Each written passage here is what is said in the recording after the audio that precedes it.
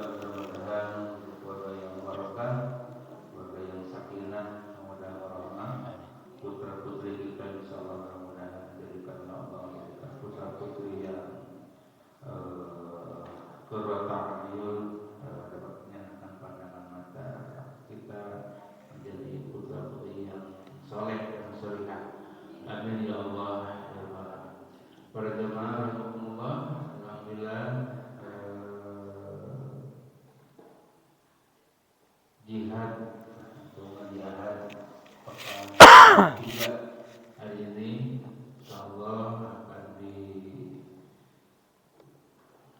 disampaikan oleh Ustaz Syekh Pamun, tentunya dengan kajian tematik dan lanjutan materi tadabbur Al-Quran, tafsir Al-Quran, sekaligus tajwid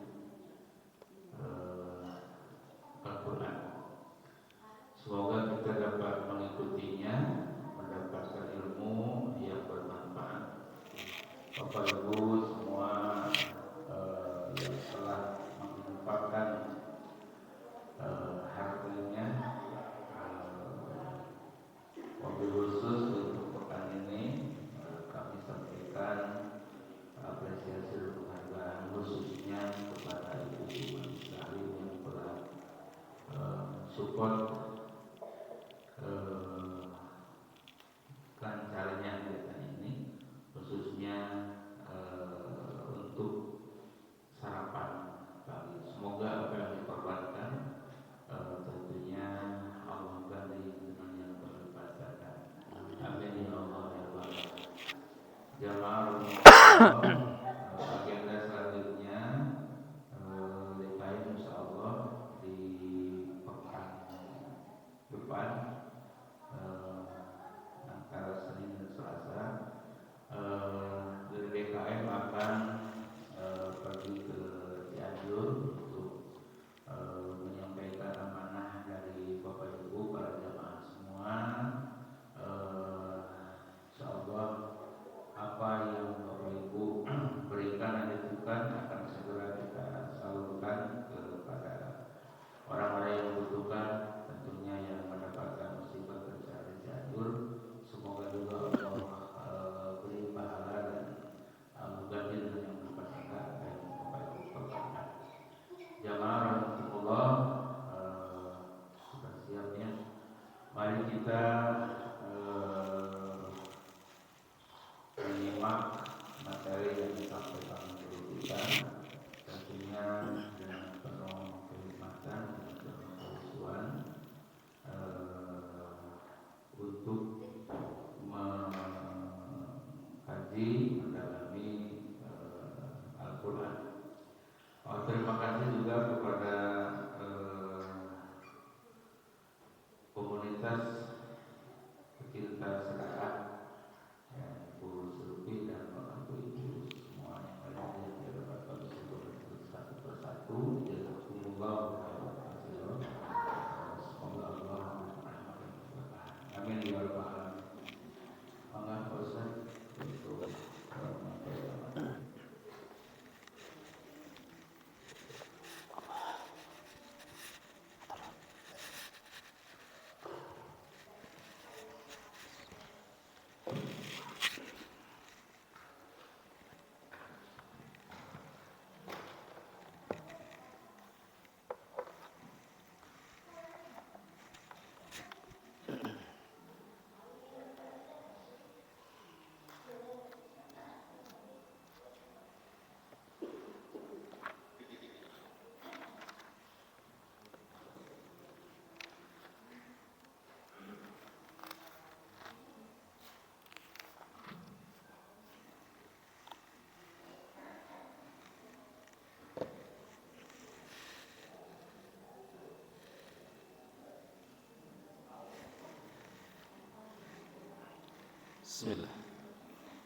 Bismillahirrahmanirrahim. Assalamualaikum warahmatullahi wabarakatuh.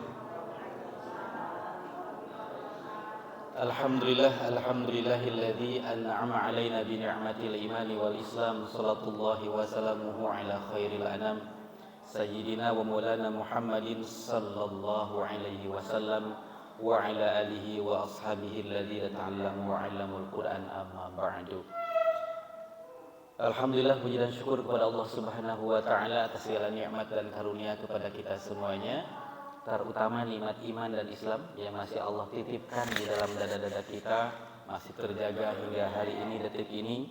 Dan dengan nikmat iman Islam itu, kaki kita digerakkan dengan ringan, dengan mudah menuju tempat yang dimuliakan oleh Allah ini. Dan juga hati kita masih tertaut dengan Al-Quran, masih tertaut dengan Allah, masih tertaut kecintaan kita kepada Rasulullah Sallallahu Alaihi Wasallam. Salawat dan salam semoga juga tercurah limpahkan kepada junjungan kita semua, suri teladan paling mulia. Tidak ada suri teladan teragung selain baginda Rasulullah Muhammad Sallallahu Alaihi Wasallam, juga kepada keluarganya, para sahabatnya, dan kepada seluruh umatnya hingga akhir zaman. Jamaah Bapak Ibu yang dimuliakan oleh Allah, insyaallah di pagi hari ini kita akan ngaji surah Al-Lahab, Tabat. Maka dibuka Al-Qur'annya, dibuka surah Al-Masad atau surah Tabat atau surah Al-Lahab.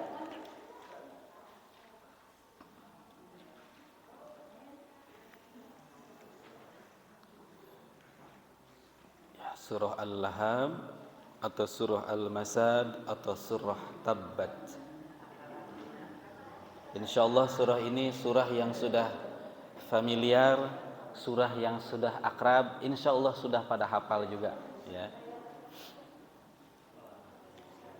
Ya, sebelum kita ngaji, seperti biasa sebagaimana perintah Allah kepada baginda Rasul dalam surah Toha, kita awali dengan berdoa yang Allah perintahkan kepada Nabi. Masih ingat doanya? Rabbi zidni ilman. Yuk sama-sama kita lafazkan. Bismillahirrahmanirrahim. Rabbi zidni ilman. Rabbi zidni ilman. Rabbi zidni ilman. Warzuqni fahman birahmatika ya arhamar rahimin. Amin ya Allah ya rabbal alamin. Selanjutnya mohon disimak, kita akan baca bergantian. Saya sekali, nanti Bapak Ibu sekali mengikuti, ya. A'udzu billahi minasy syaithanir rajim. Semua? A'udzu billahi minasy syaithanir rajim. Sekarang sambung disimak basmalahnya. Bismillahirrahmanirrahim. Bismillahirrahmanirrahim. Tabbat yada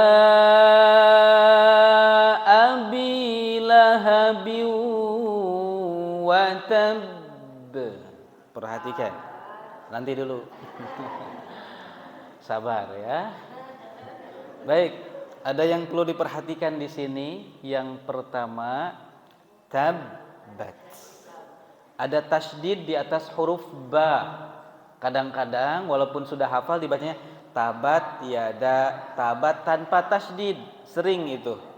Maka perhatikan, karena ada tasydid, maka tidak boleh kita baca tabat, tapi tabbat. Itu yang pertama. Yang kedua, yada, ini panjangkan 2-4 harokat. Minimal 2, standar 4, paling panjang toleransi 5 harokat. Mad jaiz munfasil. Abi lahabiu, ada tanwin bertemu huruf wawu, ini idgham bi gunnah. Ada dengung di situ, tahan sekadar 2 harokat. Lahabiu. Oke. Yang terakhir, watabba, ada ba ketika dimatikan karena berwaqaf atau berhenti, maka hukumnya qol. Qol apa di sini? Sugro atau kubro? Kubro. Ada juga yang mengatakan qolqola akbar untuk kasus ini. Kenapa? Karena ada tasydid. Ada tasydid, beda nanti seperti ayat yang kedua, wa ma kasab. Begitu bacanya, tetapi untuk kasus ayat yang pertama karena di atas ba-nya ada tasydid, maka ketika dipantulkan tahan dulu. Watab gitu. Watab. Kalau yang lain kan qul huwallahu ahad, Allahus somad, langsung mantul. Nah, ketika ada tasydid, karena tasydid itu simbol huruf double. Simbol huruf double. Ada 2 huruf, asalnya wa tababa, asalnya tababa. Maka ba yang kedua digantikan dengan tasydid untuk meringkas. Watabba. Ketika diwakafkan berhenti, maka tahan sebagai simbol tasydid. Tabbat yada abi lahabin watab. Gitu. Watab. Coba sama-sama.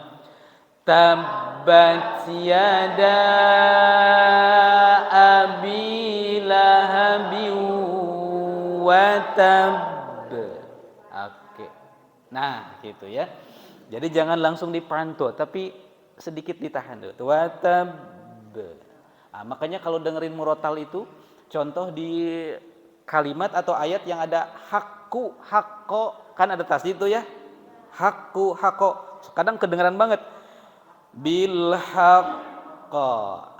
Gitu. Jadi ada tahan dulu baru dipantul. Bolehlah sering-sering dengerin murotal tuh dari imam-imam Timur Tengah, insyaallah semakin kita bisa membandingkan untuk yang ada tasydid dengan yang tidak ada tasydid. Baik, selanjutnya. Ma aghna anhu maluhu wa ma kasab. Yang ini mah langsung kasab. Tidak ada ditahan karena tidak ada tasydid. Ini pun perhatikan berapa harokat? 4 saja standar ya, 4 harokat sama mad jaiz munfasil. Ghain tidak boleh dipantulkan karena huruf ghain bukan huruf qalqalah. Qalqalah mah cuma 5, baju di toko atau di toko baju sami wae. Jangan bukan tetapi dia tersekat, dia tidak mengalir juga tidak memantul. Auna ya. Ma aghna anhu maluhu wa ma kasab. Coba semuanya. Ma aghna anhu maluhu wa ma kasab. Oke. Ayat yang ketiga. Sayasla naran dzata lahab. Perhatikan, Sod itu seperti mau bersiul. Berdesis, di situ ada desis seperti desisan, ya ada mengatakan seperti desisan ular, ada mengatakan seperti desisan serangga, pokoknya ada gitu ya. Tapi pangkal lidahnya atau lidah bagian belakangnya seakan-akan terangkat. Sayas. Bukan sayas, bukan sin, tetapi sayas. Lumayan. Latihannya nanti kalau ada tukang bakso lewat, beli bakso, gitu. 1 porsi, gitu ya. Oke, dilihat lagi. Sayasla naran dzata lahab. Yang kedua perhatikan, ada ikhfa hakiki, tanwin bertemu huruf za ya. Naron za. Naron tahan. Ada samar di situ 2 harokat. Naron zata lahab. Zata lahab. Bukan za ya, tapi za. Za. Oke. Sayasla narun zata lahab. Semua. Sayasla narun zata lahab. Baik. Yang ini mau berhenti di wamro'atuh boleh. Mau lanjut pun boleh. Tanda wakaf ini wakaf qaf dan lam itu qola, itu namanya waqful aula. Apa itu waqful aula? Berwakaf lebih diutamakan. Tetapi melanjutkan juga diperbolehkan. Mau lanjut mangga, tetapi seandainya berhenti itu jauh lebih baik gitu ya. Makanya ada yang disambungkan dari lahabi wa mra'atuh gitu. Kadang sering baca sayasla narun dzata lahabi wa mra'atuh. Kadang-kadang ada yang begitu, enggak masalah. Mau per ayat pun boleh ya. Nah sekarang karena tanggung wa mra'atuh ya, gabungin aja lah. Wa mra'atuhu hammalatal hatab. Perhatikan untuk kasus yang ini, seandainya dia dilanjutkan sayasla narun dzata lahabi wa mra'atuh, maka yang ini tidak ada qalqalah. Yang ada adalah hukum bacaan idgham bi gunnah. Lahabi wa mra'atuh, dan di sini pun dimatikan. Nah, jangan wa mra'atuh, jangan, tidak ada tanda panjang di sini. Wa mra'atuh. Nah, kalau mau berhenti berarti ini menjadi memantul, ini boleh berhenti di sini atau boleh sambungkan sampai akhir ayat. Itu cara bacanya. Boleh dibaca wa mra'atuh hammalatal hatab, atau kagok pendek teuing sambungin ya teu sawios, tidak apa-apa. Wa mra'atuhu. Nah, kalau ini jadi 2 harokat, madsilah qasirah. Wa mra'atuhu hammalatal hatab. Oke, semuanya sama-sama. Wa mra'atuhu hammalatal. Cuman hati-hati ketika menyambung, di sini hu, di situ ha.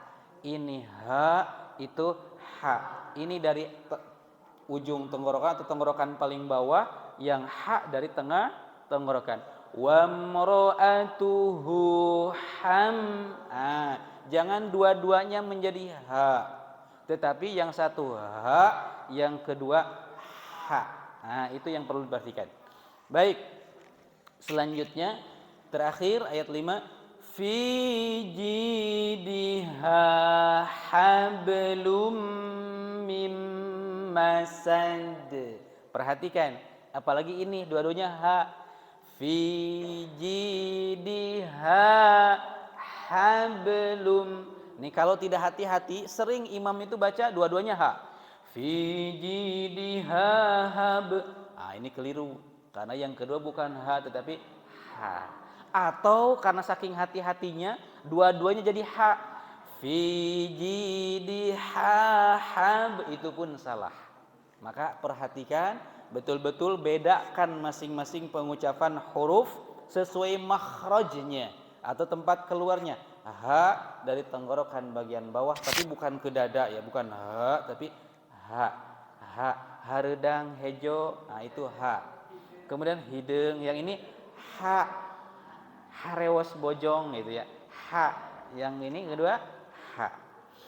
Fi jidha hablum mim masad. Coba semuanya. Fi jidha hablum. Alhamdulillah, barakallahu fikum.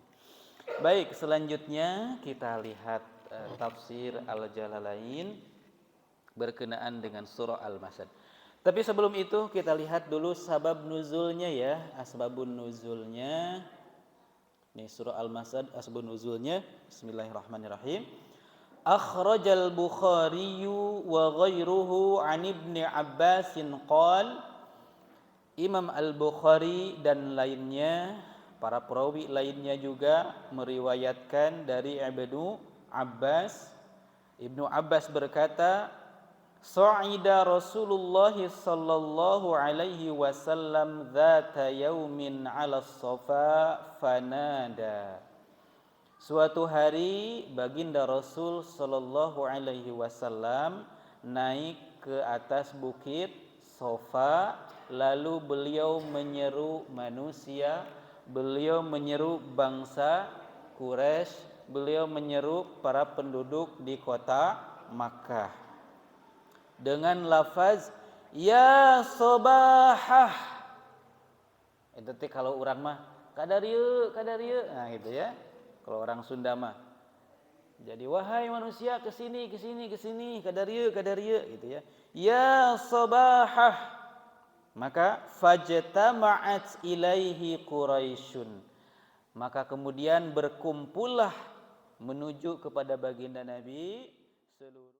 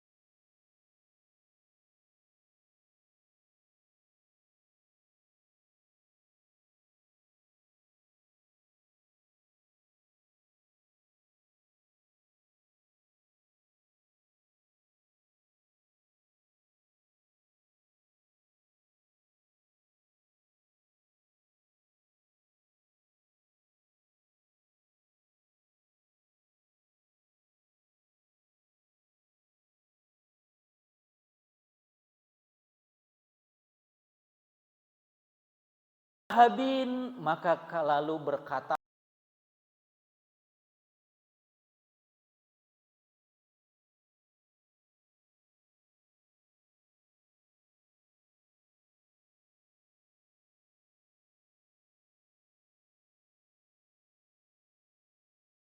ya, dengan amarahnya, dengan emosinya mengatakan, celakalah engkau wahai Muhammad, apakah untuk ini engkau kumpulkan kami semua di sini?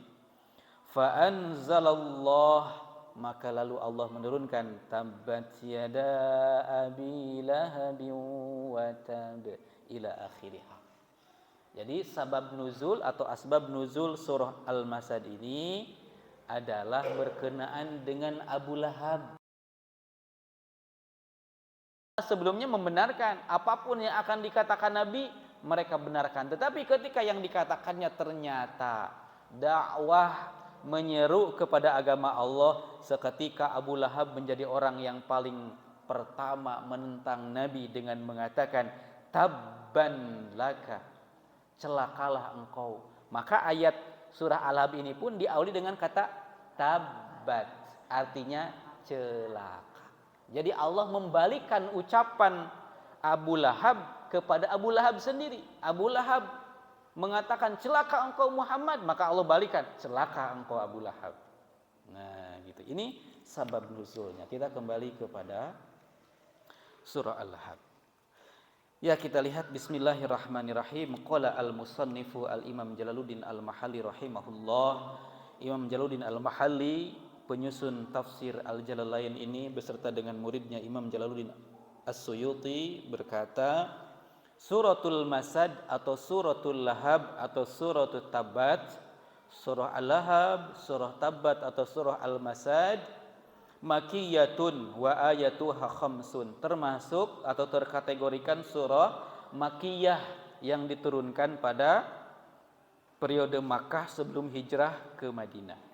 Wa ayatuha khamsun, dan ayatnya berjumlah 5 ayat. Ini sedikit di sini pun sedikit diulas yang tadi sabab nuzulnya.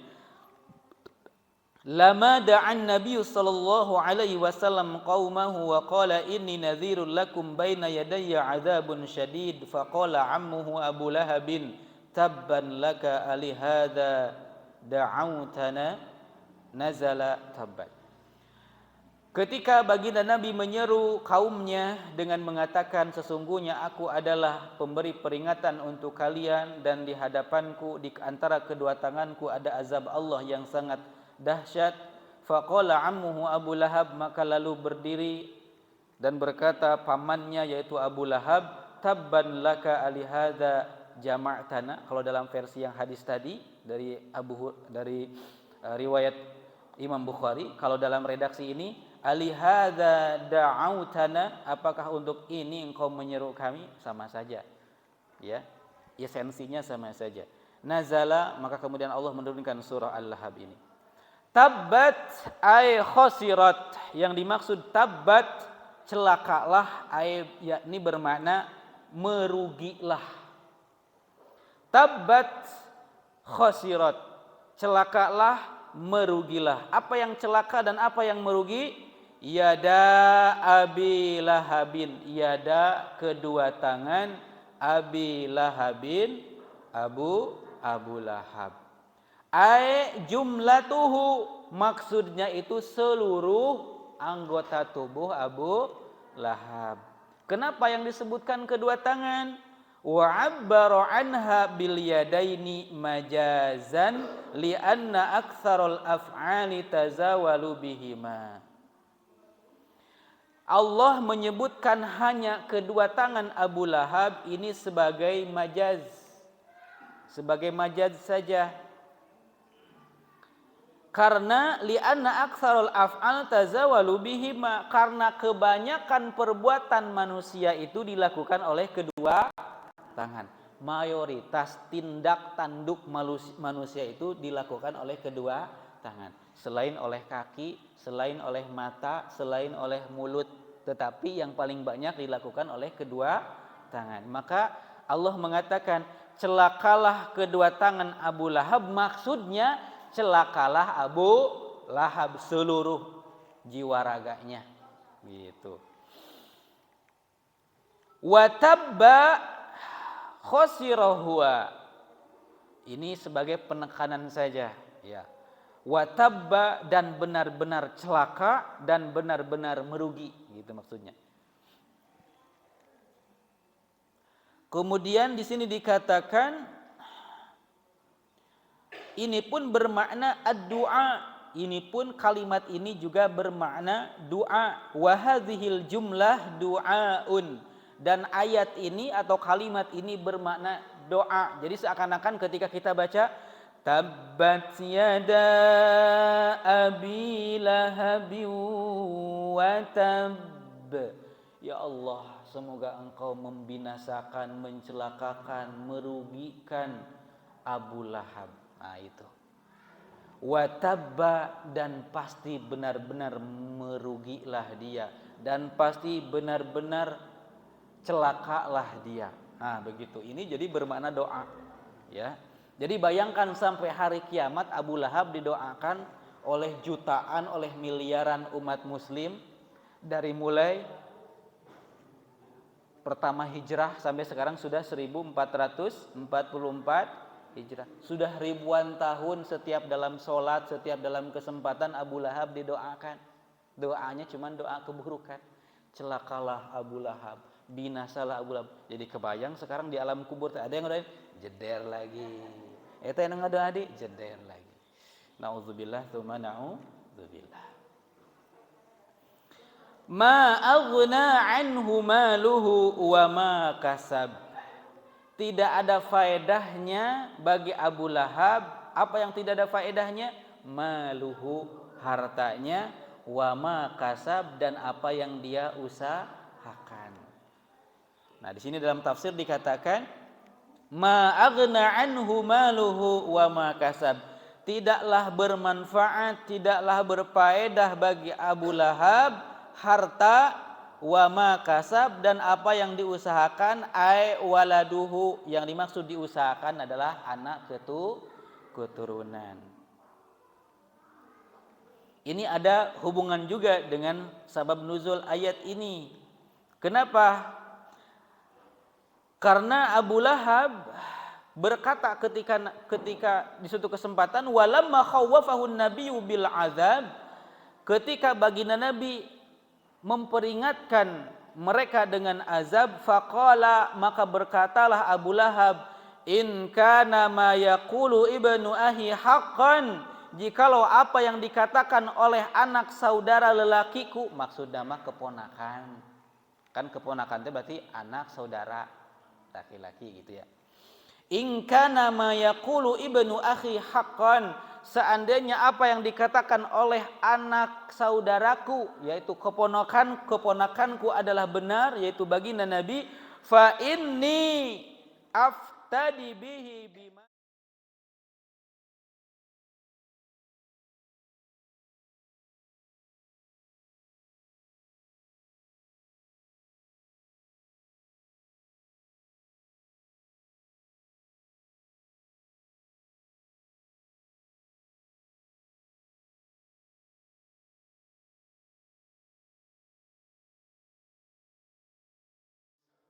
Abu Lahab dengan congkak dan bodohnya mengatakan, seandainya apa yang dikatakan oleh Muhammad itu benar dan aku akan diazab nanti di akhirat, aku tidak akan khawatir.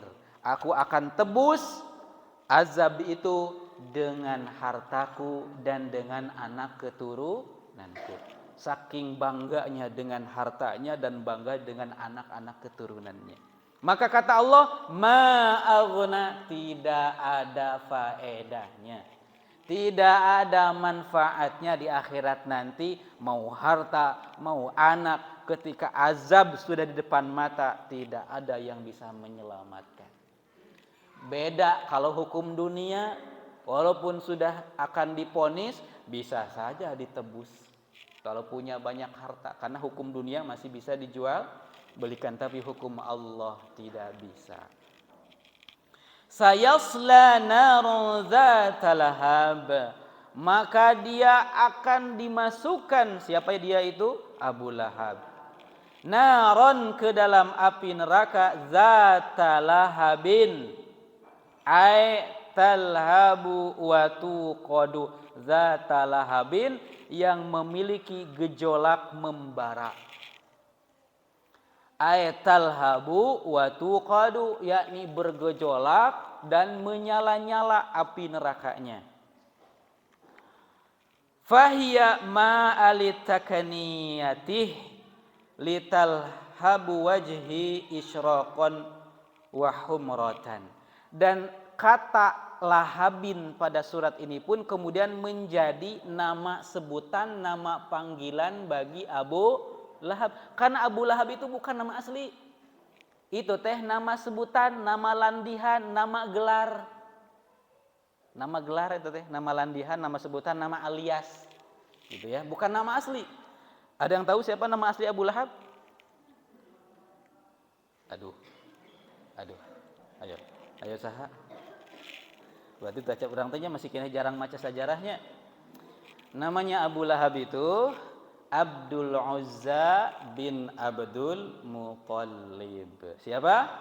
Abdul Uzza bin Abdul Muttalib. Itu teh nama aslinya. Abdul Uzza. Ya, Abdul Uzza bin Abdul Muttalib. Kalau bapak ayahanda Nabi siapa? Abdullah bin Abdul Muttalib.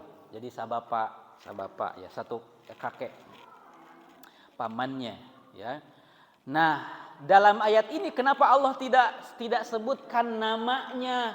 Misalkan Tabbat yada Abdul Uzza bin Abdil Muttalib. Kenapa tidak begitu? Kenapa Allah mengatakan Tabbat yada Abi Lahab? Karena memang nama ini, Lahab ini sengaja Allah sematkan pada sosok Abdul Uzza bin Abdul Muttalib, yaitu paman Nabi yang paling menentang dakwah Nabi. Karena wajahnya Abdul Uzza bin Abdul Muttalib itu selalu kelihatan penuh amarah, menyala-nyala, menggebu-gebu, gede ambek. Jigana gampil, darah tinggi, rada darah tinggi. Darting kenapa bukan sembarang darting? Saking bencinya kepada Nabi ketika Nabi mencoba berdakwah. Jadi ketika bertemu Nabi Muhammad tuh wajahnya tuh memerah membara penuh amarah. Ini ya, jadi Lahab itu artinya menyala-nyala. Jadi wajah Abu Lahab itu selalu kelihatan penuh emosi, penuh amarah ya kepada baginda Rasulullah sallallahu alaihi wasallam. Maka Allah pun menyematkan laqab atau gelar nama sebutan sebagai Abu Lahab. Bapaknya orang yang, kan kalau Abu Hurairah berarti bapaknya kucing gitu ya. Kalau Abu Lahab berarti bapaknya orang yang memiliki wajah memerah penuh amarah gitu. Jadi kalau ada nanti orang yang suka ambek-ambekan wae, Abu Lahab itu teh. Kayak ibu pilih di rumah, nanti ibu kalau pulang ke rumah si bapak marah-marah, Pak Abu Lahab gitu. Si Abu Lahab. Cik teh, aduh. Nanti bapaknya bisa balas nanti karena ada istrinya juga Abu Lahab. Baik, apakah yang masuk neraka hanya Abu Lahab saja? Tidak. Wamra'atuhu hammalatal hatab. Wamra'atuh, dan yang akan dimasukkan ke dalam neraka yang kobarannya menyala-nyala itu siapa? Wamra'atuh, juga istrinya Abu Lahab. Ada yang tahu siapa istrinya? Ummu Jamil. Kali ini benar. Ummu Jamil. Baik.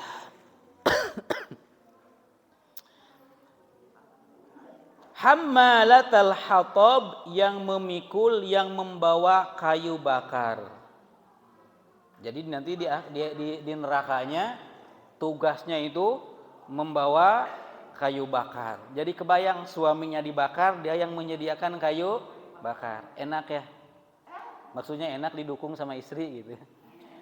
Cuman ini didukungnya dalam keburukan. Itu karena ada sebab akibat. Ketika di kehidupan dunianya istrinya Abu Lahab ini yang bernama Ummu Jamil ini memang selalu mendukung tindak tanduk Abu Lahab dalam memerangi, dalam menghalang-halangi dan mencelakakan baginda Nabi Shallallahu Alaihi Wasallam. Jadi sepaket ini mah, suaminya begitu, istrinya juga mendukung. Maka di akhirat pun menjadi pendukung, di duruk, disuluhan gitu, pangnyuluhankeun we. Gitu kan, luar biasa ya. Karena tugasnya memang di dunianya mendukung suaminya yang memerangi atau memusuhi baginda Nabi. Dan ini pun berkenaan dengan kebiasaan Ummu Jamil ketika baginda Nabi akan lewat. Di sini dikatakan al-hatab, kayu bakar di sini berupa asyauqu was-sa'dan, berupa duri-duri dan pohon ranting kayu sa'dan. Kayu sa'dan itu kayu yang ada duri-durinya. Di urang mah naonnya tangka dadap gitu naonnya. Nu aya cucukan yang ada durinya pohon ya. Cangkring, nah sejenis itulah. Nah di sana di Arab itu disebutnya pohon sa'dan. Jadi pohon yang ada durinya, yang kalau keinjek teh lumayan. Jadi ketika di kebiasaannya ketika Ummu Jamil melihat Nabi Muhammad mau lewat, sengaja ditebarkan duri-duri dan ditebarkan ranting-ranting kayu sa'dan supaya Nabi celaka. Gitu. Maka di neraka nanti tugasnya memikul itu. Ya, yang di kehidupan dunianya dijadikan sebagai alat untuk mencelakakan Nabi. Fi jidiha ay fi unuqiha, lalu di lehernya Ummu Jamil itu, unuk itu artinya leher secara umum, tapi kalau menggunakan kata jid itu biasanya khusus kepada kaum wanita, karena leher wanita itu aurat dan dalam tanda petik memiliki aura keindahan dibanding yang laki-laki. Laki-laki mah ningali biasa we gitu kan. Teh naonan. Tetapi wanita itu kalau kelihatan leher itu termasuk aurat dan bisa menimbulkan fitnah untuk kaum laki-laki. Maka jid itu adalah ungkapan yang menyatakan leher khusus wanita karena memiliki keindahan. Ya, fi jidiha, tetapi Allah katakan Allah akan meletakkan, akan mengalungkan pada leher yang indah milik Ummu Jamil itu bukan kalung emas intan berlian, tetapi Allah mengalungkan apa? Hablum mim masad, kalung dari tali serabut. Ini teh penghinaan, ungkapan penghinaan dari Allah kepada Ummu Jamil. Ini pun berkenaan dengan kehidupan Ummu Jamil ketika di dunia. Dikatakan dalam sebuah hadis, Ummu Jamil itu memiliki kalung yang terbuat dari intan permata yang begitu indah. Lalu dia berkata, aku akan menjadikan kalung ini sebagai sarana untuk mencelakakan Muhammad. Jadi kalungnya mau dijual dan uangnya mau dijadikan biaya bagaimanapun caranya mau mencelakakan Nabi. Maka kalungnya yang indah yang dia pakai di dunia Allah gantikan di akhirat hablum mim masad. Allah gantikan dengan kalung yang terbuat dari sabut api neraka. Sabut atuh teu orang desa, orang kampung oge teu kitu-kitu teuing gitu nya. Nya paling teu kan emas imitasi gitu nya. Ieu ku Allah dihinakan, digantikan emas intan berliannya yang dia pakai di dunia digantikan dengan kalung yang terbuat mim masad dari serabut ya. Ya eta we kalapa dipintel-pintel dijadikeun kongkorong. Gitu ya, dijadikan ya itu. Wa hadhil jumlah hal min hamalatil khatab, dan kalimat ini menjadi hal ya, karena memang keadaannya Ummu Jamil ketika kehidupan dunia selalu berusaha menghalang-halang Nabi, bahkan tidak segan menjual kalungnya itu untuk membiayai misi mencelakakan baginda Nabi sallallahu alaihi wasallam. Nah, kemudian kita kembali ke ayat pertama. Allah menggunakan nama samaran, nama gelar, nama panggilan, bukan nama asli. Ketika Allah menyebutkan bukan nama asli dalam ayat-ayat Al-Quran, maka itu memberikan isyarat kepada kita bahwasanya akan selalu ada Abu Lahab lainnya sampai akhir zaman. Kalaulah yang disebutkan nama langsung si fulan, tadi misalkan tabbat yada Abdul Uzza bin Abdul Muttalib, misalkan celakalah kedua tangan Abdul Uzza bin Abdul Muttalib, maka itu teh khusus hanya untuk yang bernama Abdul Uzza. Tetapi ketika Allah sebut tetapi bukan nama asli, nama gelar, maka itu memberikan isyarat bisa jadi sampai hari kiamat akan selalu bermunculan orang-orang yang tipikalnya seperti Abu Lahab. Apa tipikalnya? Selalu panas dingin, selalu tidak ridho, tidak rela, selalu marah, emosi menggebu-gebu ketika melihat perkembangan dakwah Islam dimanapun berada. Nguping suara murotal teh asa gararetek, asa pararanas. Nguping azan teh asa panas, ada yang ceramah teh asa nyindir weh, padahal mah dan teu nyindir. Ingin kalau ada tablik akbar teh pengennya menghalang-halangi, pengennya sehingga kan muncul sekarang teh banyak istilah-istilah modern, ada persekusi, ada apa lagi, banyaklah. Mau dakwah dihalang-halangi, enggak aneh.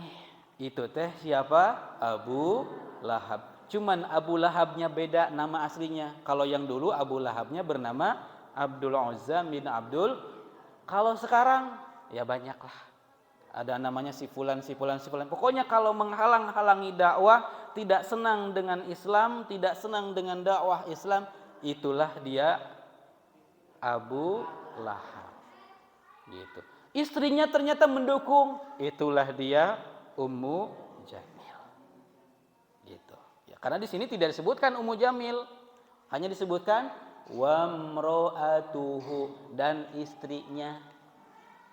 Gitu. Berarti istrinya siapa? Istrinya yang bertipikal seperti Abu Lahab dan mendukung suaminya menghalangi dakwah, ya itulah sama nasibnya nanti seperti istrinya Abu Lahab atau seperti istrinya Abdul Uzza bin Abdul Muttalib. Nah, ini jemaah sekalian isi kandungan dari surah Al-Masad atau surah Al-Lahab atau surah Tabbat. Jadi surah ini memiliki beberapa nama, ada sebut Al-Masad, ada yang menyebut Tabat, ada dinamakan juga surah Al-Lahab. Semuanya diambil dari yang terdapat dalam ayat-ayatnya. Wallahu a'lam bishawab, itu mungkin yang bisa saya sampaikan, tidak panjang lebar, tetapi mudah-mudahan kita bisa mengambil ibrah pengajaran dari surah Al-Lahab ini, bahwasanya siapapun yang mencoba menghalang-halangi dakwah agama Allah pasti akan Allah hinakan.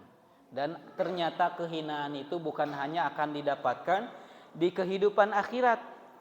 Karena dalam sejarah sudah dicatatkan ketika setelah selesai perang Uhud, Abu Lahab itu meninggal dunia dalam keadaan penyakit lepra. Jadi Abu Lahab itu meninggal dunianya karena sakit lepra. Sekarang mah apa ya? Ya jika ku Covid lah gitunya. Meninggal karena virus, karena penyakit menular. Sampai-sampai tidak ada karib kerabat dekatnya pun yang sudi untuk melawat, untuk melayat, untuk mengurus jenazah Abu Lahab. Di dunia langsung Allah bayar kontan, diberikan kebinasaan. Bahkan setelah 3 hari barulah kemudian orang kafir Quraisy berinisiatif menggali lubang kuburan di bawah tempat tidurnya Abu Lahab, lalu dengan tempat tidurnya itu sekaligus dimasukkan ke dalam liang kuburnya. Tuh. Jadi orang-orang yang selalu menentang ajaran agama Allah pasti Allah hinakan, bukan hanya di akhirat, di dunia pun pasti. Ada yang modern, ada yang kenal dengan nama Kemal Atatürk, presiden Turki pertama setelah era kekhalifahan. Karena dia orang yang pertama mensekulerisasi Turki setelah dibubarkannya kekhalifahan Utsmani, dan dia yang mulai meliberalkan, melarang azan, melarang jilbab dan lain-lain. Maka akhir hayatnya mengenaskan. Akhir hayatnya mengenaskan. Tinggal baca ajalah sejarah.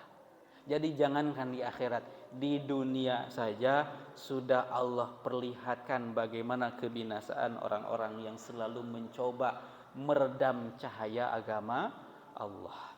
Maka catatannya yang pertama saya ingin sampaikan, catatan kandungan surah Al-Lahab ini yang pertama, surah ini berisi celaan atau kutukan kepada Abu Lahab dan istrinya. Yang kedua, Abu Lahab dan istrinya dikutuk karena menentang dakwah yang ingin mencelakakan baginda Nabi Muhammad sallallahu alaihi wasallam. Yang ketiga, Abu Lahab adalah nama sebutan atau nama alias, bukan nama asli. Ini memberikan isyarat bahwa sampai akhir zaman akan selalu ada Abu Lahab lain yang menentang dakwah agama Islam. Yang terakhir, harta benda yang dikumpulkan, anak keturunan yang dibanggakan tidak akan bisa menyelamatkan seseorang dari azab Allah Subhanahu wa ta'ala. Kalau anak cucu keturunannya bukan orang yang soleh. Bisa anak cucu menyelamatkan, tetapi awaladin soleh yada'ulah, hanya anak soleh yang selalu mendoakan kedua ibu bapaknya. Tapi catatan juga, ibu bapak yang mana? Ibu bapak yang beriman, bukan ibu bapak yang kufur. Karena kalau seandainya ibu bapaknya kufur, anaknya muslim lalu mendoakan, tidak akan mempan. Harus dua-duanya mukmin. Karena kasusnya Abu Lahab semuanya kufur, bapak, istri, anaknya semuanya orang kafir, maka tidak ma'aghna anhu maluhu wa makasab. Harta dan anak keturunannya tidak berguna sedikit pun bagi Abu Lahab. Aqulu qouli hadza wa astaghfirullah li wa lakum. Wassalamualaikum warahmatullahi wabarakatuh.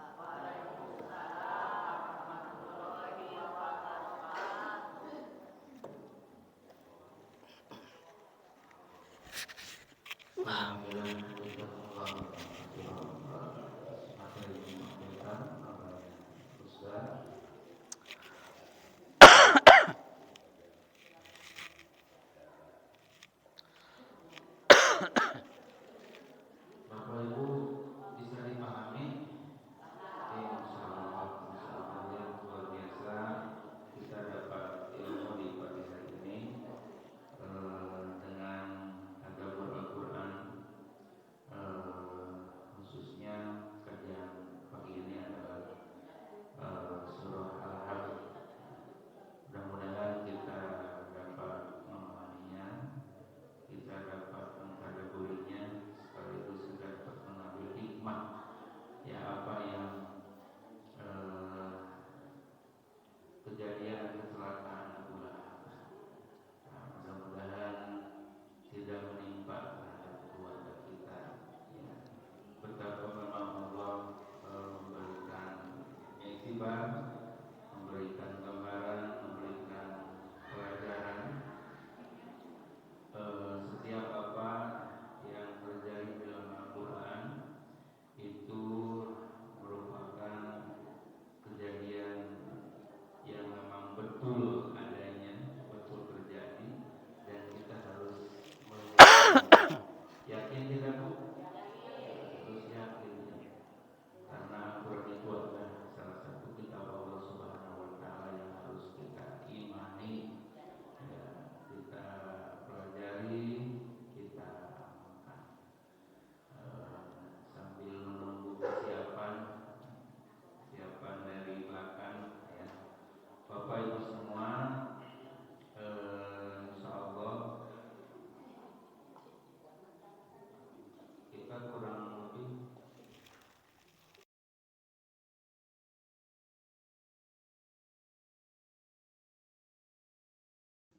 tanpa terasa menggerakkan tiba ya. Mudah-mudahan usia kita tidak apa sampai kita pada bulan suci Ramadan. Bapak Ibu semua, kami masih menerima titipan untuk bantuan ke korban gempa bumi hasil penelusurian di lapangan untuk pakaian dan sembako, masalah luar biasa masih melimpah gitu ya. Itu tadi jelas itu di apa tangkapan kamera kita. Oh, enggak. Ya Bapak. Enggak pakai kamera. Ya, upload nanti supaya videonya dapat. Ya harusnya nanti minta tadi masuk. Enggak maksudnya Bapak tadi rekam di sini bisa ngambil CCTV kan? Oh, CCTV ngambil, pas suaranya aja, videonya aja. Cuman kalau gambar. Bagus Pak, artinya Bapak dapat pahala ya Pak. Dan kemarin udah naikin ke YouTube-nya, ini kan langsung nanti saya ke YouTube. Ya, Pak. Ada yang sesuatu hal yang memang kita akan berbagi, ya apapun bentuknya, apapun barangnya, silakan dititipkan di masjid, menghubungi ke Ustaz Muhsin. Sesuatu apalagi yang memang tidak bermanfaat dan itu akan menghisap kurang beracun dari aroma itu bakal dihisap ya. Apalagi sesuatu itu, barang itu memang masih betul-betul bagus. Tapi juga tidak boleh kita memberi dengan alasan geus teu kapake geus teu manfaat. Jadi rajin oge mere geus teu kapake. Itu juga tetap tidak boleh. Maka sebaik-baik orang memberi sesuatu, ya sesuatu yang disukai, yang dicintai, gitu ya. Silakan ya, bahkan informasi itu untuk pakaian anak, ya, kemudian susu, ya masak untuk anak itu kurang. Nah, insya Allah juga informasi kemarin ya memang bukan hanya itu, bantuan secara materi, juga yang sangat penting juga materialnya, ya healing traumatis gitu ya. Jadi mereka ada sekelompok orang-orang misionaris, ya kita tahu bahwa Cianjur itu salah satu daerah yang melawan kemurtadan gitu ya. Ada buktinya, bahkan sudah dibangun sebuah tempat ibadah, gereja yang memang bangunannya luar biasa besar. Nah, itulah memang mereka orang-orang misionaris yang ingin menghancurkan Islam, yang kadang-kadang tidak dibikin oleh gubernur juga sama. Saya tahun 2000 dari waktu masih kuliah, itu kuliah ternyata itu di daerah Ciwidey ada satu kampung namanya Kampung Gambung. Ada villa Arbapuri dari sebelum pasar Ciwidey, pom bensin belok kiri, sekarang jadi tempat wisata. Di situ ada sebuah yayasan namanya Yayasan Alosius. Yayasan Alosius didirikan dulu oleh Jenderal Ben Murdani. Di situ dibangun sebuah yayasan Alosius, yayasan gereja. Di situ setiap tahun akhir tahun Desember, ya, saya mendapatkan informasi langsung dari tokoh agama di tempat kampung Gambung, tempat perkebunan dan jinak. Informasi dari pegawai dan karyawan kurang lebih ada 30 orang karyawannya. Ada tempat pembaptisan, pemandiannya. Itu setiap akhir tahun di bulan Desember itu antara 5 sampai 7 bis ya dibaptis di sana itu.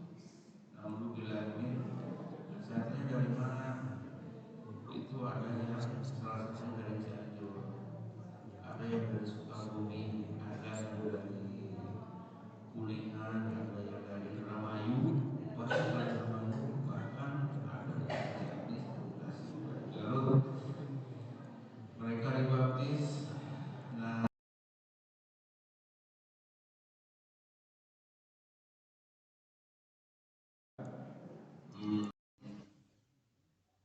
pengkajian dia penelitian, kemudian memang benar adanya yang kadang-kadang mereka secara terselubung. Kemudian didirikanlah masjid dan dibangunlah sebuah yayasan namanya Yayasan Amalillah. Jadi sekarang berdampingan itu nanti kalau Ibu Presiden ya jangan hanya melihat ya keindahan gunung, itu ada satu kejadian seperti itu. Setiap hari Ahad sekarang kayak hari Ahad itu gabung itu anak-anak orang-orang Salinas, mohon maaf, itu dengan memakai rok hingga dia jalan-jalan ke sana. Bahkan karyawan-karyawan PT apa itu, pabrik teh dan Cina itu mereka fasilitasi diberi sembako ya, dengan memanfaatkan aparatur pemerintah. Di Bandung ada Baru Sudirman, tahun ini tahu mungkin, yang sering mengadakan pesta pernikahan, itu Yayasan Buddha Suci. Itu Ustaz sejarahnya adalah masjid Yayasan Buddha Suci Bandung terbesar di Bandung. Itu adalah bangunan sebelumnya adalah masjid. Saya tahu persis karena saya bekerja di wilayah itu. Itu masjidnya Masjid Asoka namanya. Ada di Jalan Jenderal Sudirman, Jalan Nasional, sehingga nilainya luar biasa mahal harganya. Kurang lebih 11 miliar itu dijual ke Yayasan Buddha Suci. Ya kita tahu mereka itu banyak dananya dan banyak uangnya, dijual oleh ahli waris waktu itu. Kemudian banyak termasuk dari EPI kurang lebih tahun 2012 yang mempersoalkan kenapa masjid akan dibangun Yayasan Buddha Suci. Ternyata masjidnya nggak ada sertifikatnya, ya dicek di Kementerian Agama, nggak ada wakaf. Oleh karena itu betapa pentingnya aset-aset umat Islam itu memang harus ada legalitas hukum. Akhirnya apa? Ya dijual oleh ahli waris. Itu ya, walaupun pada akhirnya setelah dilakukan musyawarah dengan pihak muspida, ya, bahkan Kapolda waktu itu diundang, akhirnya dibangunkan masjid dipindahkan. Ustaz, boleh nggak wakaf dipindahkan? Ada beberapa pendapat yang membolehkan buat adalah termasuk juga ini sekarang kenapa kalau Gede Bage masih belum dibuka, karena memang ada permasalahan masjid yang terlewati itu kan wakaf. Jadi dipindahkan itu boleh, tapi jangan mengurangi nilai ya harga. Itu pendapat. Artinya kalau masjid itu dijual dengan harga 11 miliar harus dibangun lagi dengan nilai yang sama. Apalagi kalau dipindah berarti lebih luas. Gitu. Nah itu memang waktu itu setiap akhir tahun di Baru Sudirman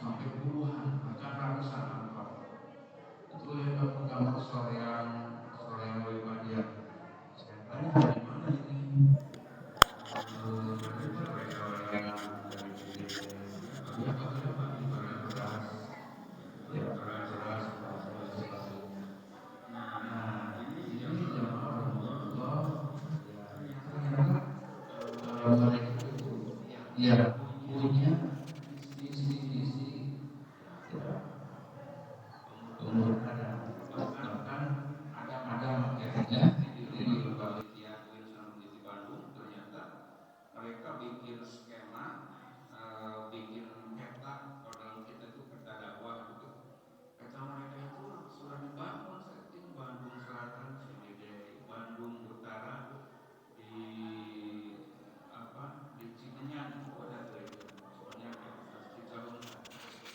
Kemudian Bandung Barat di Magelang. Jadi belum lagi rumah sakit kan mereka yang menguasai. Coba di Bandung rumah sakit Islam dengan rumah sakit non Islam banyak kan rumah sakit non Muslim, bahkan secara internasional. Alhamdulillah, ya makanya Allah Subhanahu Wa Taala, ya ini kan bukti nyata. Setiap bulan Desember Allah memberikan apa? Musibah. Ini kan ya gambaran gitu kan, dan bukti nyata bahwa Allah itu memurkainya. Nah makanya kita juga ya alhamdulillah ada beberapa masjid yang lain bukan hanya memberikan bantuan secara materi, tetapi juga ada yang memberikan dakwah ya untuk menyelamatkan umat Islam ya dari serangan-serangan orang-orang yang memang ya itu tadi yang membenci, seperti halnya Abu Lahab ya, Abu Lahab bergaya baru, Abu Lahab modern, Abu Lahab bergaya modern ya, senantiasa yang mengakhiri ya menghancurkan umat Islam. Semoga diri kita, keluarga kita, anak dan cucu keturunan kita, insyaallah mudah-mudahan selamatkan Allah bibi, sehingga kita semua ya insyaallah keluarga kita mewafatkan dengan husnul khotimah. Amin ya Allah. Jamaah rahimakumullah. Biasakan lagi para bapak ibu semua mengingatkan di samping kita thalaqul ilmi, di samping kita iktikaf di masjid,